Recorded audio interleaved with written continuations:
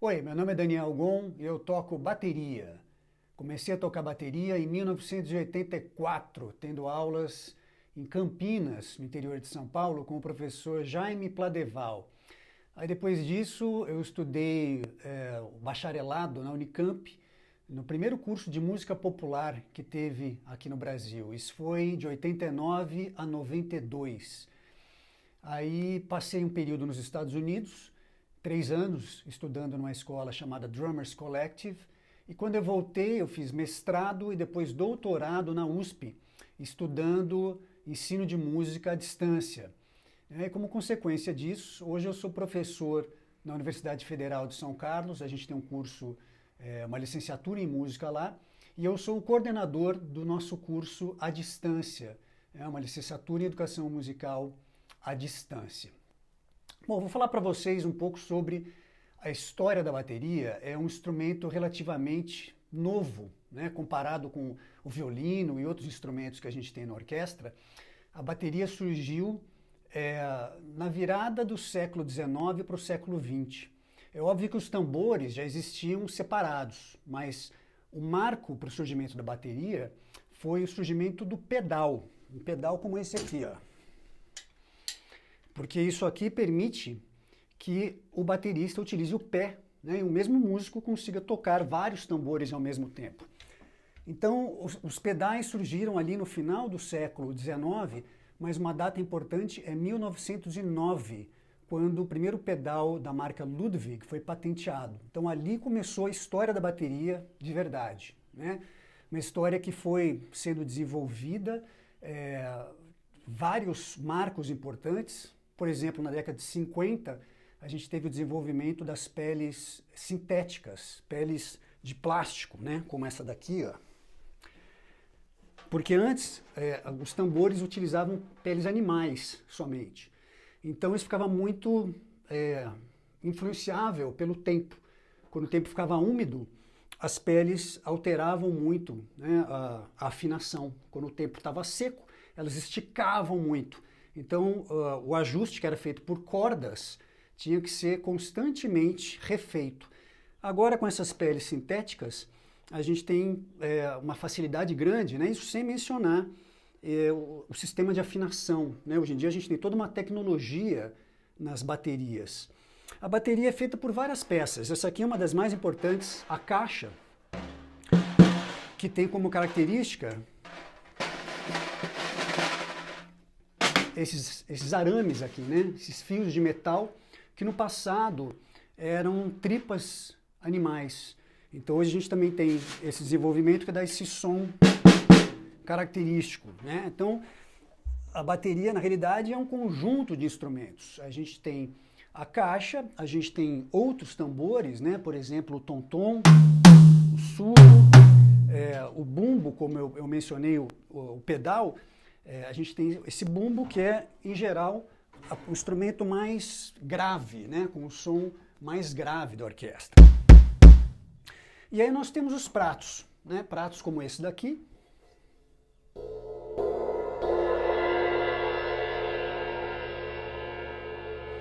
E falando da tecnologia das baterias, hoje nós já temos pratos como esse, olha só. São pratos que soam como os pratos normais, mas eles são todos cheios de furinhos, então eles são feitos para a gente praticar em casa, olha. Eles têm um som parecido com o som da bateria, o som dos pratos tradicionais, mas com uma intensidade muito menor, né? Então a gente consegue praticar em apartamento ou em casa, né? Tarde da noite até. Falando sobre o desenvolvimento do instrumento, uma das inovações que mais facilitaram a vida dos bateristas foi a bateria eletrônica, que eu vou utilizar aqui para demonstrar algumas coisas para vocês. Então aqui a gente tem peças, né, como essas aqui, que tem captadores. Quando eu toco cada uma dessas peças, um sinal é enviado a um cérebro eletrônico. E aí esse cérebro vai disparar um som que está associado àquela determinada peça. Por exemplo, eu tenho aqui, tocando com o pé, né, o bumbo. Então esse é o elemento, como eu falei, geralmente mais grave da bateria. Pois eu tenho a caixa, os tambores. Normalmente os tambores são colocados do mais agudo para o mais grave, mas é importante frisar que não há uma regra para isso. Os bateristas podem colocar, organizar as peças das suas baterias da forma que considerarem melhor. Eu posso colocar um tambor mais grave para a esquerda do mais agudo, enfim, a gente pode dispor, né, não só dos tambores, mas também dos pratos, da maneira que considerarmos melhor. Com os pratos, a gente tem, na última década, um grande avanço das baterias eletrônicas. Hoje em dia, a sensação de tocar um instrumento eletrônico como esse é muito próxima de tocar um instrumento acústico como aquele, né? Então nós temos aqui, por exemplo, um prato de condução.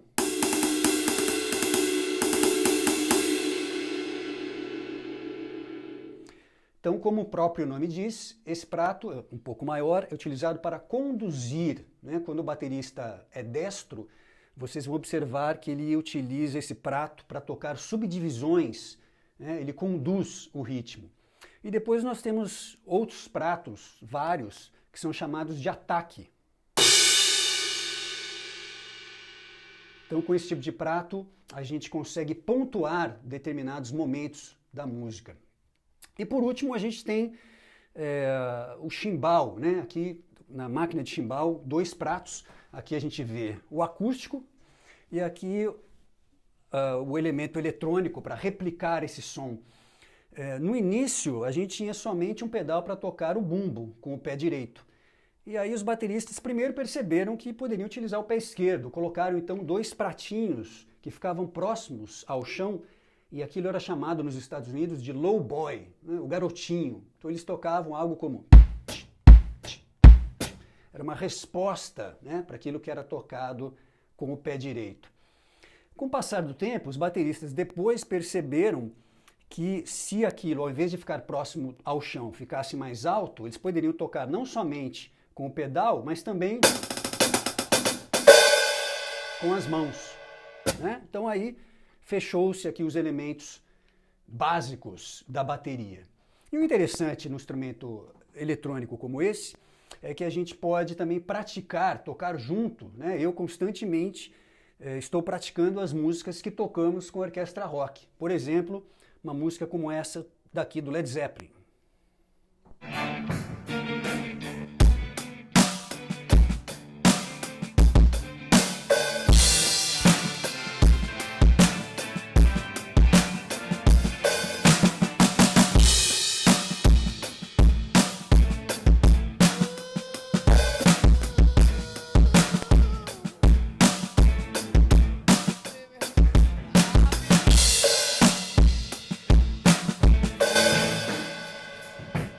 Agora, é interessante perceber que essa história continua, né? Ela não termina aqui com a bateria eletrônica. O desenvolvimento é constante não só em relação a equipamentos eletrônicos, mas também com os instrumentos acústicos, né? A gente tem hoje, por exemplo, vários tipos de pratos que são chamados de efeitos, né? Com sonoridades bem distintas. Então aqui no instrumento eletrônico, tem sons desse tipo, mas também tem coisas que não são tão tradicionais. Por exemplo,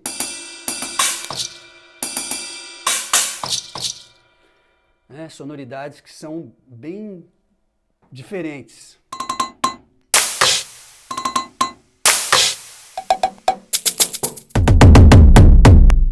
Ou seja, a gente tem uma grande variedade, uma vasta gama de sonoridades, e esse desenvolvimento histórico da bateria continua. Então a gente tem todo esse histórico que nos possibilita estudar e aprender o instrumento. Como que a gente estuda bateria? Basicamente a gente tem dois aspectos. A gente tem coordenação, então tocamos ritmos, a gente utiliza mãos e pés, a gente precisa aprender a coordenar tudo isso junto. Dizer para o seu cérebro, emitir comandos para que você consiga tocar certos padrões, certos ritmos. Por exemplo, com uma mão, enquanto a outra faz um outro padrão e o pé, às vezes, controla os pedais num outro ritmo. Então a gente tem que coordenar tudo isso. E também a gente desenvolve a técnica. Então tocamos com baquetas e a gente passa grande parte do nosso tempo estudando em borrachinhas como essa. A gente desenvolve o controle das baquetas com as mãos, né? Para que a gente possa executar tudo aquilo que desejamos. Bom, falei da história do instrumento, agora eu vou falar um pouco da história dos músicos que tocam esse instrumento. São vários e vários bateristas importantes. Eu vou destacar alguns aqui. Acho que o primeiro verdadeiro herói da bateria foi um jazzista, né? A história da bateria está muito ligada ao jazz. Então, eu posso mencionar para vocês o Gene Krupa, que em 1935, ele pela primeira vez colocou a bateria na frente como um elemento de destaque, né? Em 1935, tem uma gravação muito importante com a orquestra do Benny Goodman, era a era das big bands, e a música é Sing, Sing, Sing. Você pode procurar esse vídeo no YouTube, é muito interessante. O Gene Krupa tocava alguma coisa mais ou menos assim.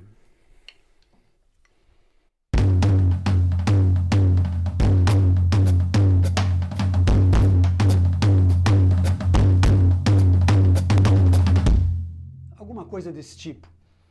Depois a gente pode destacar, lá para os anos 60, Ringo Starr, né? Os Beatles mudaram o mundo. É o que realmente deu a força para o rock para chegar até hoje. Então, tem gente que fala que o Ringo não toca bem, tem gente que gosta muito do Ringo, há muita controvérsia. Mas uma coisa é certa, o Ringo ele fazia a bateria das músicas de uma forma muito apropriada. Ele sempre tocava o que a música pedia. Tanto que você pode ouvir, às vezes, um pedacinho só da bateria do Ringo e você vai identificar exatamente de que música se trata. Por exemplo, se eu toco isso aqui para vocês.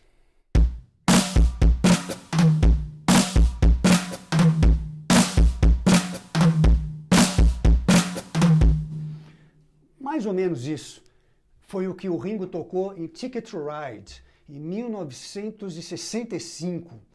Então a gente pega essas baterias todas e a gente identifica de imediato de que música elas são, né? Porque elas têm uma força muito grande ligadas à composição, ao que a guitarra está tocando, ao que o cantor está cantando, enfim.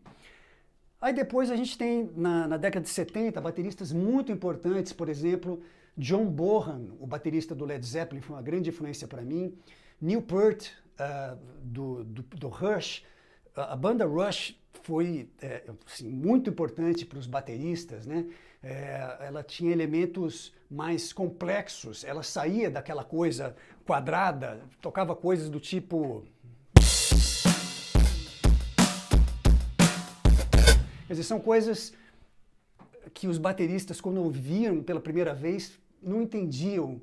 E daí isso demandava também estudo, para que a gente conseguisse não só executar a coordenação daquilo, mas entender musicalmente como é que era a organização daquele tipo de coisa.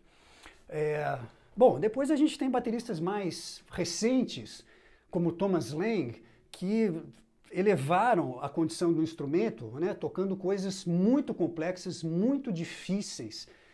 Então a gente tem toda essa linhagem de bateristas dentro do jazz, né, que depois se ampliou com o rock. E temos também a história aqui no Brasil. No Brasil, a gente tem o Luciano Perrone, que é tido como o pai da bateria brasileira, né? Ele tocava o samba batucado. Então ele pegou muito do que tinha dos instrumentos de percussão e aplicou para a bateria. Depois, lá nos anos 60, veio o chamado samba de prato. O Edson Machado é um nome importante, ele ouvia muito dos jazzistas e começou a tocar o samba usando mais o prato, né? O Luciano Perrone usava mais os tambores. Então a gente viu também o desenvolvimento da bateria brasileira saindo da batucada, indo para o samba de prato com o Edson Machado. E hoje em dia a gente tem nomes como Kiko Freitas, que faz coisas também muito complexas e muito musicais, muito bonitas com a bateria. Bom, a bateria não é um instrumento tradicional da orquestra, né? Normalmente não tem bateria na orquestra. Então, na orquestra rock, a primeira função que a gente tem com a bateria é exatamente ser o elemento rock. Então, realmente ter a potência e energia, né, que o rock demanda. E, em segundo lugar, como baterista, eu divido, de certa forma, a responsabilidade com o maestro para encontrar os tempos, né? Muitas vezes o maestro, lá com a sua batuta, está definindo o tempo, se a música vai ser tocada mais rápida ou mais devagar. E em outros momentos, isso fica comigo. Na bateria, eu também tenho o controle para fazer os outros músicos, né, todos se alinharem com um determinado tempo. Bom, meu nome é Daniel Gon, eu toco bateria na Orquestra Rock e esse é o projeto Escola Arte do Bem. Muito obrigado por assistir esse vídeo e até o próximo episódio.